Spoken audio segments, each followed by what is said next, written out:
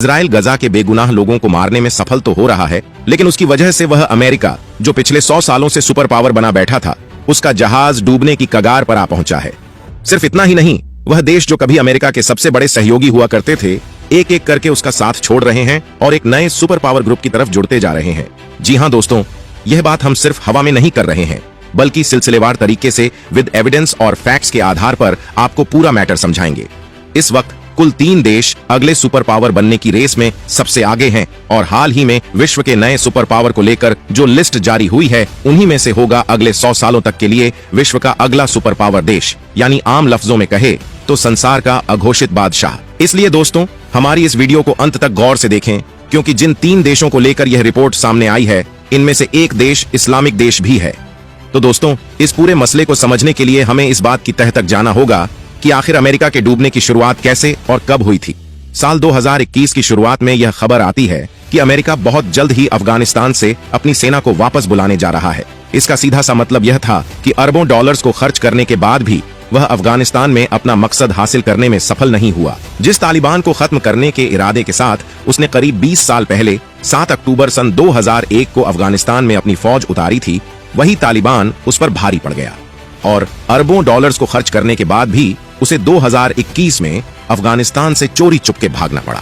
दोस्तों, कहते हैं कि यह तो अमेरिका के लिए बस शुरुआत थी, क्योंकि अमेरिका के डिक्लाइन का असल खेल तो इसके बाद ही शुरू होने वाला था। सबसे पहले बात अगर मिडिल ईस्ट की करें, तो जैसा कि हम सभी जानते हैं कि इतिहास में एक लंबे वक्त तक सऊदी अरब, यूएई, कुवैत, कतर, बहरेन, इन सभी अरब देशों को अमेरिका का पिट्ठू यानी यह माना गया कि यह हमेशा से ही अमेरिका के पीछे चलते हैं। सिर्फ इतना ही नहीं, कुछ लोग तो गुस्से में इनको अमेरिका का खुलकर गुलाम भी कहते थे, क्योंकि जाहिर है यह लोग अमेरिका के इशारों पर ही चला करते थे। यहां तक कि अमेरिका की इजाजत के बगैर इनकी हुकूमत में कोई फैसला तक नहीं लिया जाता था। वैसे तो इन सारे देशों ने पिछले कई सालों से ही अमेरिका के इन्फ्लुएंस से आजाद होना शुरू कर दिया था, मगर इसका सबसे बड़ा असर उस वक्त दिखाई दिया जब 2023 अक्टूबर के महीने में इजराइल और हमास की जंग शुरू हुई। जानकार बताते हैं, इस वार को लेकर अरब देशों को उम्मीद थी कि इजराइल और फिलिस्तीन की इस जंग में अमेरिका बीच का रास्ता अपनाएगा, लेकिन उम्मीद से बिल्कुल विपरीत अमेरिका ने खुलकर एक तरफा इजराइल का ही साथ दिया। इसका नतीजा यह हुआ कि अरब देश हद से ज्यादा नाराजगी और गुस्से के बावजूद ऊपर से तो कुछ नहीं बोले, लेकिन अंदर ही अंदर इन लोगों ने वह काम कर डाला जिसने अमेरिका की राजनीति और अमेरिका के पूरे सिस्टम को हिलाकर रख दिया। रूस के राष्ट्रपति व्लादिमीर पुतिन, जो कि रूस और यूक्रेन की जंग के शुरू होने के बाद से ही अपने मुल्क से बाहर नहीं निकल रहे थे, क्योंकि अमेरिका के इशारे पर इंटरनेशनल कोर्ट ऑफ जस्टिस ने उनके खिलाफ अरेस्ट वारंट जारी कर रखा था। लेकिन दोस्तों, इजराइल और हमास की जंग के फौरन बाद पुतिन ने हैरानी भरा फैसला लेते हुए न सिर्फ अपना देश छोड़ा, बल्कि मिडिल ईस्ट का दौरा ही कर डाला। आपको बता दें, मिडिल ईस्ट में वे सबसे पहले सऊदी अरब गए, उसके बाद यूएई यानी कि यूनाइटेड अरब अमीरात पहुंचे। दोनों ही जगह पर पुतिन का बड़ा ही आलीशान और भारी भरकम स्वागत किया गया। सऊदी अरब ने पुतिन के इस्तकबाल में जो किया सो किया, मगर यूएई, जो कि मिडिल ईस्ट में अमेरिका का हमेशा से ही बड़ा सहयोगी माना जाता था, उसने तो अमेरिका के सबसे बड़े दुश्मन पुतिन का जिस अंदाज में स्वागत किया, उसे देखकर पूरी दुनिया दंग रह गई। जी हां दोस्तों, आपको जानकर शायद हैरानी हो, यूएई की सरकार ने इतिहास में इस लेवल का स्वागत किसी भी दुनिया के बड़े से बड़े लीडर का नहीं किया था।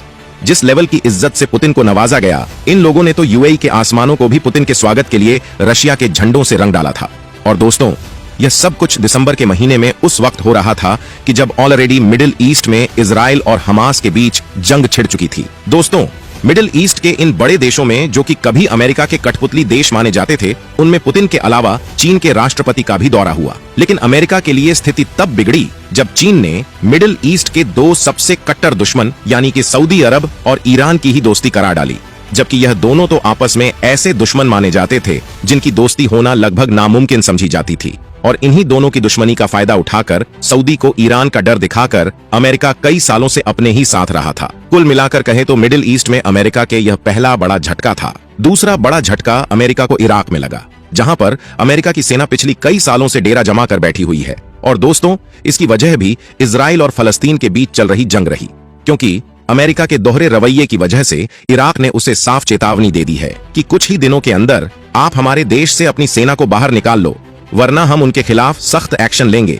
अब हमें अमेरिकी सैनिकों की बिल्कुल भी जरूरत नहीं है।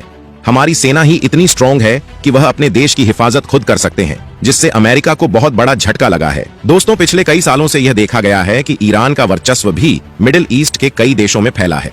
जिनमें इराक, लेबनान, यमन, सीरिया, फलस्तीन जैसे कई देश शामिल हैं। और यह तो दुनिया जानती है कि ईरान देश का संविधान ही इस बात पर आधारित है और उसका मकसद ही मिडिल ईस्ट से अमेरिका को खदेड़ना और इजराइल को दुनिया के नक्शे से मिटाना है, जिसकी घोषणा कई बार वहां के सुप्रीम लीडर आयतुल्लाह खामेनेई अपनी स्पीच में कर चुके हैं। तो दोस्तों, कुल मिलाकर कहें तो मिडिल ईस्ट में अमेरिका का प्रभाव धीरे धीरे पूरी तरह से खत्म होने की कगार पर आ पहुंचा है। यही वजह है कि इजराइल और फलस्तीन के बीच चल रही जंग में हुतीस, जो कि फलस्तीन का खुलकर समर्थन कर रहे हैं और जिन्होंने लाल सागर में इजराइल, अमेरिका और ब्रिटेन के शिप्स को टारगेट पर ले रखा है, लाख कोशिशों के बावजूद भी एक छोटा सा देश यानी यमन आज अमेरिका के सामने बिल्कुल भी झुकने को तैयार नहीं है और उल्टा उसने यहां तक कह दिया है कि हम अमेरिका से मुकाबला करने के लिए भी तैयार हैं। जब तक इजराइल गाजा पर हमले बंद नहीं करता, तब तक रेड सी में इजराइल के साथ साथ अमेरिका और ब्रिटेन के जहाजों को भी निशाना बनाया जाएगा। इसके अलावा दोस्तों, रूस यूक्रेन वॉर ने यूरोप में भी अमेरिका के वर्चस्व को काफी हद तक खत्म कर दिया है। जिस तरह से अमेरिका और पूरा नेटो ग्रुप यूक्रेन को रूस से भिड़वाकर बीच जंग में छोड़कर भागा, उसने वैश्विक लेवल पर दुनिया के अन्य देशों को इस बात को लेकर सतर्क कर दिया है कि अगर वह अमेरिका के सहयोगी देशों के ग्रुप में रहे तो उनका भविष्य खतरे में पड़ सकता है। इसके अलावा दोस्तों, हाल ही में एक हैरान कर देने वाली रिपोर्ट विश्व के आगामी सुपर पावर देश को लेकर हुई है, जिसमें कुल 3 देशों के बीच इसको लेकर मुकाबला है और कहा जा रहा है कि इन्हीं में से कोई एक देश होगा जो विश्व का अगला सुपर पावर हो सकता है। इस रिपोर्ट के अनुसार अमेरिका की सबसे बड़ी 3 ताकतें जिनके आधार पर वह सुपर पावर बना, इस रिपोर्ट में उनको विस्तार से बताया गया है कैसे एक एक करके अब वो इन तीनों ही क्षेत्रों में अपनी पकड़ को खोता जा रहा है। पहली बड़ी ताकत जो अमेरिका को सुप्रीम बनाती थी वह थी उसकी जीडीपी यानी आर्थिक स्थिति, यानी कि अमेरिका पैसे कमाने के मामले में विश्व के अन्य सभी देशों से काफी आगे था।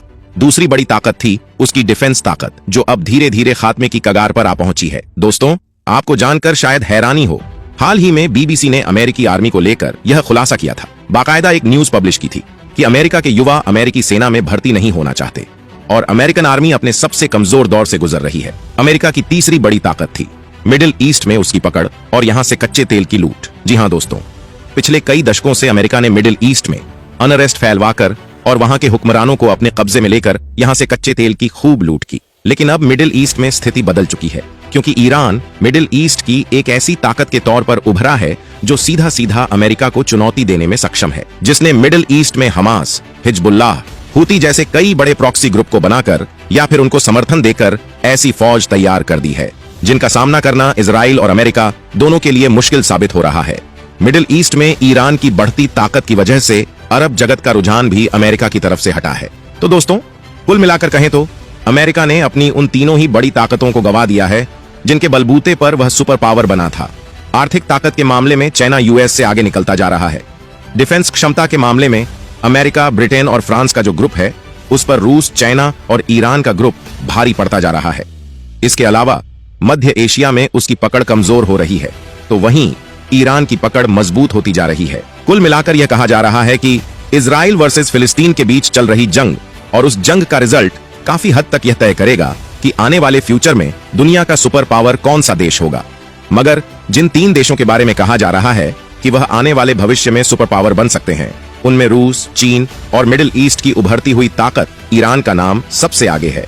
आपके अनुसार आने वाले भविष्य में विश्व का अगला सुपर पावर देश कौन सा हो सकता है, उसका नाम हमें कमेंट सेक्शन में जरूर लिखें। फिलहाल हमारी इस वीडियो में इतना ही। अगर आपको हमारी यह वीडियो पसंद आई हो तो वीडियो को लाइक करने के साथ साथ चैनल को जरूर सब्सक्राइब करें। शुक्रिया। जय हिंद।